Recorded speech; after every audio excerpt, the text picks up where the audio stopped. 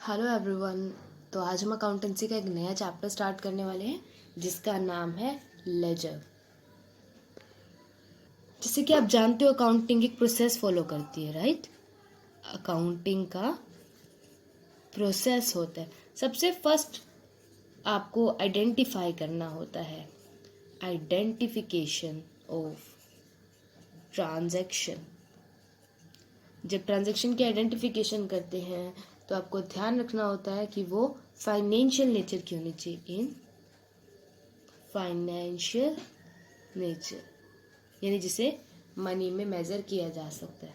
Second होता है measuring.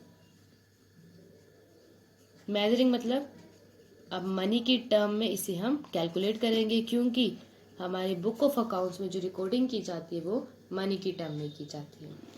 Third step होता है रिकॉर्डिंग, जिसे हम बोलते हैं टू पार्ट्स में हो सकती है, या तो जर्नल चूज कर लो या फिर सब्सिडरी बुक चूज कर लो। और हम ये दोनों चैप्टर कंप्लीट कर चुके हैं।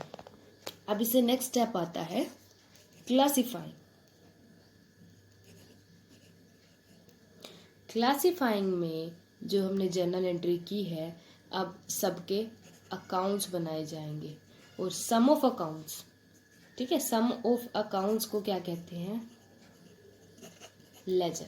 यानी कि जर्नल के बाद जो बुक बनाई जाती है उसे लेजर कहते हैं। और अब हम चैप्टर करने वाले हैं लेजर का। लेजर में आपके बिजनेस में जितने भी नेम आ गए हैं, जितनी भी आइटम्स रिकॉर्ड हुई है, उन सब के अकाउंट्स बनाए जाएंगे। इसका मतलब है एक चीज से रिलेटेड सारा रिकॉर्ड एक जगह पर रखना, ठीक है। Recording all the transactions of the one nature at one place is ledger. देखो अभी क्यों बनाया जाता है? जर्नल में हम जैसे जैसे कोई भी ट्रांजेक्शन होती है हम क्रोनोलॉजिकल ऑर्डर में उसे लिखते जाते हैं, पर क्या हम जर्नल से ये बता सकते हैं कि मोहन एक हमारा डेटर है, हमें कितना डेटर से लेना है या कितना हमें क्रेडिटर को देना है, अब तक हमारी टोटल हमारे पास एसेट्स कितनी है, टोटल कैपिटल कितनी है, टोटल सेल कितनी हो चुकी है? तो अगर हम जर्नल से ये सब इन्फॉर्मेशन निकालने बैठे तो बहुत ही ज़्यादा टाइम वेस्ट हो जाएगा। तो लेजर क्या करता है, आपको एक अकाउंट की इन्फॉर्मेशन एक जगह पर दे देता है, जिससे किसी चीज़ की इन्फॉर्मेशन निकालना बहुत ही ईजी हो जाता है। एंड सेकेंडली अगर हमें फर्दर स्टेप पर जाना है, लेजर के बाद आगे नेक्स्ट स्टेप आएगा हमारा समराइजिंग, तो नेक्स्ट स्टेप पर जाना है तो उसके लिए हमें लेजर की हेल्प लेनी पड़ेगी। जैसे लेजर के लिए जर्नल की हेल्प लेनी पड़ेगी, इसी तरीके से लेजर की भी हेल्प लेनी पड़ेगी अगर हमें नेक्स्ट स्टेप पर मूव करना है तो स्टार्ट करते हैं। पहले मैं आपको फॉर्मेट बताती हूँ कैसे होता है इसका। This is the format of ledger. हर एक अकाउंट का लेजर बनाया जाएगा, जो भी अकाउंट है उसको यहाँ नेम मेंशन कर दिया जाएगा। डेबिट साइड भी 4 कॉलम होते हैं और क्रेडिट साइड भी 4 कॉलम होते हैं। डेट, जहाँ डेट लिखी जाएगी, पर्टिकुलर किस वजह से डेबिट हो रही है अकाउंट। सपोज करो अगर यहाँ कैश अकाउंट है तो कैश अकाउंट किस लिए डेबिट हो रहा है, यहाँ वो रीज़न मेंशन किया जाएगा। जेएफ मतलब जर्नल फोलियो, किस जर्नल पेज से, यानी कि जो ये एंट्री हमने रिकॉर्ड की cash account debited to this, तो ये किस पेज से उठाई गई है, कौन से पेज, जर्नल के कौन से पेज पर ये एंट्री थी, वो नंबर यहाँ लिखा जाता है। याद होगा जर्नल एंट्री करते हुए LF लिखते थे, लेजर फोलियो, वहाँ ये लिखा जाता था कि कौन से पेज पर इस एंट्री को पोस्ट किया जा रहा है, और यहाँ लिखते हैं कि कहाँ पर ये एंट्री रिकॉर्ड की गई है, ठीक है। I hope you understand about LF and JF. Next is amount in rupees, of course. Again the same pattern on credit side. Let's read some rules regarding ledger. All transaction related to an account should be entered at one place. अगर कोई एक account से related transaction है तो वो सब एक place पर होनी चाहिए। एक अकाउंट यानी एक नेम के लिए 2 अकाउंट ओपन नहीं किए जाएंगे। हाँ, अगर 2 कस्टमर सेम नेम की है या 2 आइटम्स ऐसी है जो सेम नेम के बट अलग अलग है एक्चुअल में, तो उनके लिए साथ में पर्सन के साथ उनका एड्रेस मेंशन कर दो, बट एक चीज़ के लिए एक ही अकाउंट। डेबिट साइड पर जब भी आप ट्रांजेक्शन को रिकॉर्ड करोगे आप टू मेंशन करोगे, और क्रेडिट साइड जब भी आप ट्रांजेक्शन को रिकॉर्ड करोगे बाय वर्ड का यूज़ करोगे। अगर कोई अकाउंट जर्नल एंट्री में डेबिट किया हुआ है ठीक है, जो अकाउंट जर्नल एंट्री में डेबिट है उसकी पोस्टिंग भी डेबिट साइड की जाएगी। ठीक है, मैं समझाती हूँ आपको एक एग्जांपल लेकर, और सेकंड में एक बार सेकंड और देख लो। अगर कोई अकाउंट जर्नल में क्रेडिट किया गया है तो उसकी पोस्टिंग भी क्रेडिट पर की जाएगी। अभी एक्सप्लेन करती हूँ कैसे होगा। सपोज करो ये जर्नल एंट्री है, purchases account debit to cash account, and let's assume कि मैं कैश अकाउंट बना रही हूँ। जो ये फॉर्मेट बनाया है ये कैश अकाउंट का है। अब यहाँ पर आप देखो कैश जो है वो क्या है, डेबिट हो रहा है या credit? You are aware about it कि कैश अकाउंट यहाँ क्रेडिट हो रहा है। तो कैश अकाउंट के क्रेडिट साइड में पोस्ट किया जाएगा। यहाँ लिखा जाएगा बाय, फर्स्ट ऑफ ऑल यहाँ डेट मेंशन कर दोगे, after that by, credit side जब भी रिकॉर्ड करेंगे बाय, डेबिट साइड जब भी रिकॉर्ड करेंगे टू वर्ड का। बाय किस वजह से हुआ है? परचेजेस की वजह से, बाय परचेजेस अकाउंट 10,000 रुपीज। अब यहाँ ये मत सोचना कि परचेजेस अकाउंट तो डेबिट है तो यहाँ क्रेडिट साइड क्यों पोस्ट किया, बिकॉज यहाँ कैश अकाउंट बन रहा है। कैश अकाउंट देखना है कि क्रेडिट हो रहा है या कैश अकाउंट डेबिट हो रहा है। जब आप परचेजेस अकाउंट बनाओगे तो परचेजेस अकाउंट के डेबिट साइड पर, यानी कि इस साइड पर पोस्ट करोगे ये as it is to cash account, to में लिखते हैं ना, यहाँ टू कैश अकाउंट मेंशन कर दोगे ऑन डेबिट साइड। आपको वो अकाउंट देखना है, उस अकाउंट के साथ क्या हो रहा है। ठीक है, ये एक्सप्लेन किया गया इसके रूल में।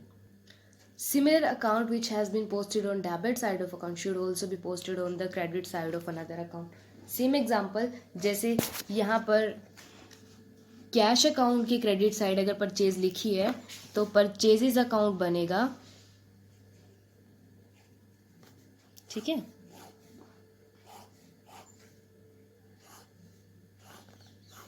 और इसके डेबिट साइड पर लिखा जाएगा टू कैश अकाउंट और 10,000 रुपीज। देखो यहाँ क्रेडिट साइड रिकॉर्ड हुई, यहाँ डेबिट साइड, ये कहना चाह रहे हैं।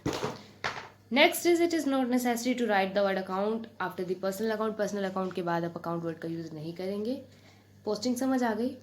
Now let's learn about posting of compound journal entry. Compound journal entry क्या होती है?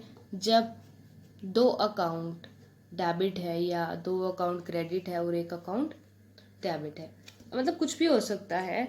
जब रिलेशन क्या, यानी कि मोर देन टू अकाउंट्स जब एक जर्नल एंट्री में आ जाते हैं तब उसे हम कंपाउंड जर्नल एंट्री कहते हैं। यहाँ पे दिया हुआ है जैसे cash account debited, discount allowed account debited to Gopal and company. Now अब पोस्टिंग तीन अकाउंट में होगी, कैश में भी होगी, डिस्काउंट अलाउड में भी होगी और गोपाल एंड कंपनी में भी होगी। जब लेजर बनेगा ना तो हर चीज का बनेगा। जो नाम आपने जर्नल में लिख दिया ना, बस ये समझ लो वो तो बनाना ही है। कैश अकाउंट डेबिटेड, तो कैश अकाउंट का फॉर्मेट बनेगा। कैश अकाउंट क्या हो रहा है? डेबिट। किस वजह से?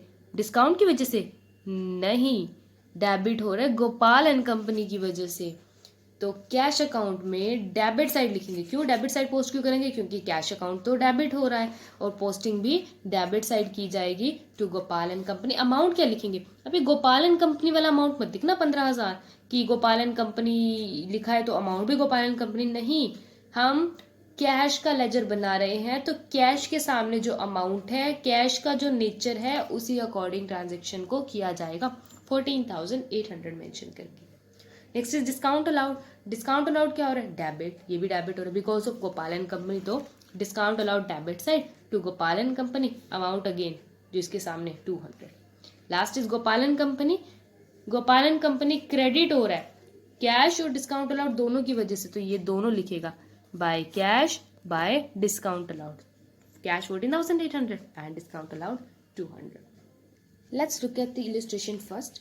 Pass journal entry for the following transaction and post them into ledger. यह एंट्रीज दिए हैं, इनकी आपको जर्नल करनी है एंड देन लेजर में पोस्ट करना है। आई होप जर्नल तो आपको आती होगी तो बहुत इजीली आप कर दोगे।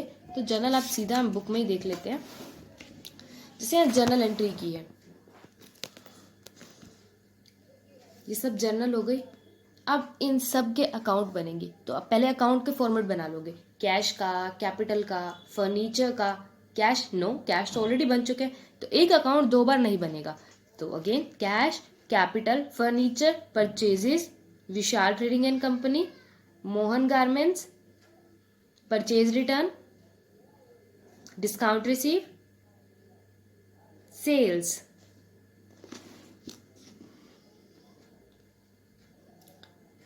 Discount receive, sales, Hero limited, drawing, I guess Mohan garment भी पहले आ चुके हैं, यस आ चुका है, ये भी हो चुका है। डिस्काउंट अलाउड, डिस्काउंट अलाउड नहीं आया, डिस्काउंट अलाउड, हीरो लिमिटेड हो चुके, कैश सेल हो चुके, परचेजेस हो चुके हैं, पवन ब्रदर्स, रेंट, सैलरी। तो इस तरीके से देखो यहाँ सारे अकाउंट मेंटेन किए गए हैं। देखो Vishal trading, Mohan, purchase return, discount receive, sales, Hero limited, drawing account and then discount allowed, Pawan brother, rent and salaries. तो जो सीक्वेंस में जर्नल है उसी सीक्वेंस में बना लो और एंट्री को कर दो, ठीक है। अब यहाँ पे पोस्टिंग वैसे ही करनी है जैसे कि कैश अकाउंट डेबिट हो रहा है कैपिटल की वजह से ना, तो ठीक है कैश अकाउंट को डेबिट करेंगे कैपिटल की वजह से, ठीक है। बहुत इजी है, लेजर अकाउंट में कुछ भी नहीं है, सिर्फ आपको पोस्ट करना है। इसमें जो मेन सीखने का है वो ये है कि इन अकाउंट्स को क्लोज कैसे करें। देखो ये हमने सारी एंट्री कर दी बट इससे कोई कंक्लूजन नहीं निकला। याद होगा कैश बुक बनाते थे ना, कैश बुक सीखिए ना, तो कैश बुक में क्या करते थे, डेबिट साइड और क्रेडिट साइड का टोटल करते थे और जो भी बैलेंस जिस साइड भी कम होता था वहां बैलेंस सीडी लिख देते थे ना। अगर डेबिट साइड बैलेंस कम हो रहा है तो डेबिट साइड बैलेंस सीडी लिख दिया, अगर क्रेडिट साइड बैलेंस कम हो रहा है तो क्रेडिट साइड बैलेंस सीडी लिख दिया। लेजर में भी यही होगा but first of all you have to मतलब आपको ये देखना पड़ेगा कि अकाउंट कौन सा है, पर्सनल है, रियल है या नॉमिनल है, उसके बाद ही उसकी क्लोजिंग का तरीका बताया जाएगा, तरीका अपनाया जाएगा। अगर अकाउंट पर्सनल या रियल है तो उसे कैश बुक की तरह बैलेंस सीडी और फिर क्लोज करके, क्लोज कैसे करते हैं, डबल लाइन लगाकर बैलेंस बीडी लिख दिया जाएगा।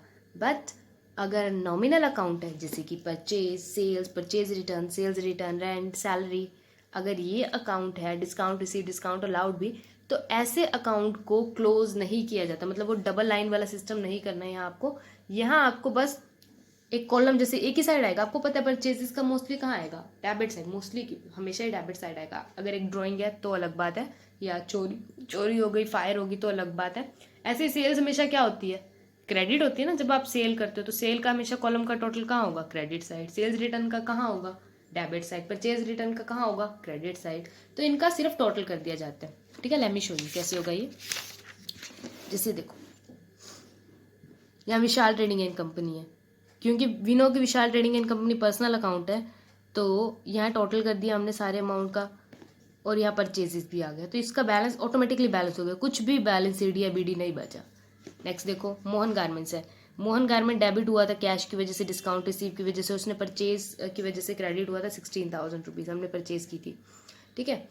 तो अल्टीमेटली अभी पैसा देना बाकी है 8,000 रुपये। ये अकाउंट में देखते ही बता रहे हैं कि मोहन गारमेंट को 8,000 देने। देखो मोहन गारमेंट डेबिटेड है, ठीक है। इसका बैलेंस फिगर देखो, इसका बैलेंस जो क्लोजिंग बैलेंस है ओपनिंग जो नेक्स्ट मंथ इसका ओपनिंग बैलेंस है वो क्या है, क्रेडिट है ना। तो नेक्स्ट मंथ में मोहन आपका क्रेडिट है। याद करो कौन क्रेडिट होता है, आपके क्रेडिटर का नेचर क्रेडिट होता है, डेटर का नेचर डेबिट। तो इससे पता चल रहा है कि मोहन को पैसा देना बाकी है। मोहन अभी भी हमारा क्रेडिटर है बट कितने अमाउंट से, 8,000 अमाउंट से।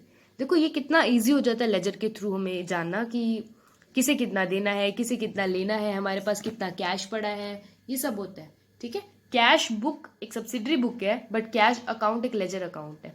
और आपको याद होगा कि जो कैश बुक है उसमें ये कहा गया था कि वो लेजर का भी काम करती है और जर्नल का भी, क्योंकि जिस बिजनेस में कैश बुक बनाई जाती है ना वहाँ कैश अकाउंट नहीं बनाया जाता है, ठीक है। तो रियल अकाउंट में कैश अकाउंट आ गया। देखो यहाँ कैश अकाउंट है, बनता बिल्कुल कैश बुक की तरह ही है, टोटल कर देना है और जो बैलेंस आएगा सीडी जहाँ क्लोजिंग बैलेंस आता है ना उसकी अपोजिट साइड हमेशा ओपनिंग बैलेंस पोस्ट होता है। तो opposite side opening balance post हुआ, इससे कैश आपका डेबिट बैलेंस शो करे, मतलब आपके बिजनेस के पास 1,48,050 रुपीज़ अभी है, करंटली है। और नॉमिनल अकाउंट में क्या करना है, टोटल नहीं करना है, यहाँ सिर्फ ट्रांसफर कर देना है, ठीक है। यहाँ सिर्फ ट्रांसफर कर देना है। इस तरीके से आपको ये question first practical question try करना है। एक ट्रायल बैलेंस भी बनाना है बट अभी आपको ट्रायल बैलेंस नहीं बनाना है। आज के लिए इतना काफ़ी है। Hope you understand today's lecture. Complete your first question. In case of any problem, if you have any doubt in any account, do message me. Thank you.